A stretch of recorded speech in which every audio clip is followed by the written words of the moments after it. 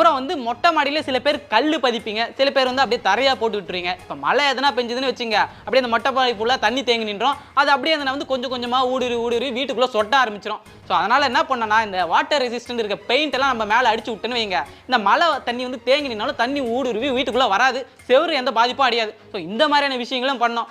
அடுத்து வீட்டில் இந்த டைல்ஸ்லாம் நம்ம எல்லாருமே ஒட்டி வைப்போம். டைல்ஸில் எதனா ஒரு டைல்ஸ் உடஞ்சிச்சுன்னு வைங்க, எதனா வெயிட்டான பொருள் தூக்கிட்டு போவோம், டமால்னு போட்டோன்னா ஒரு டைல்ஸ் உடஞ்சிரும். அது கவனிக்காமல் நம்ம அப்படியே விட்டுருவோம், ஒன்று தானே போனால் போகுது அப்படின்னு சொல்லிட்டு. ஆனால் அந்த ஒன்று பேத்துட்டு வரும், அதுக்கப்புறம் சுற்றி இருக்க ஒன்றா பேத்துட்டே வந்துடும். அதனால் ஒரு டைல்ஸ்ன்றது உடஞ்சாலும் அடுத்து அந்த இடத்துல வந்து வேறு டைல்ஸ்ன்றதை கரெக்டாக போட்டுடணும். அப்புறம் வீட்டுக்கு இந்த 6 மாதத்துக்கு ஒன்ஸ் ஆச்சு வந்து இந்த கேட்டு மோட்ரு இதெல்லாம் இருக்குது பார்த்தீங்களா, இதுக்கெல்லாம் கிரீஸ்ன்றதை போட்டுடணும். பாத்தியா, இன்னும் நம்ம வீட்டில் ஒரு டைல்ஸ் கூட ஒட்ட கூட இல்லை, அதுக்குள்ள டைல்ஸ் உடஞ்சிரும், அதை பேத்துக்கிட்டு ஒன்னொன்னா மொத்தமாக உடஞ்சிரும் அப்படின்னு சொல்றாரு. அதுக்கப்புறம் டைல்ஸ் பூரா உடஞ்சிரும், அதை நானே ஒட்டி கொடுக்குறேன், மறுபடியும் ஒரு வருமானம் பார்க்கறதுக்கு அதானே ஓட்டுருவேன். நீங்க வீட்டுல டைல்ஸ் ஓட்டல அதுக்குள்ள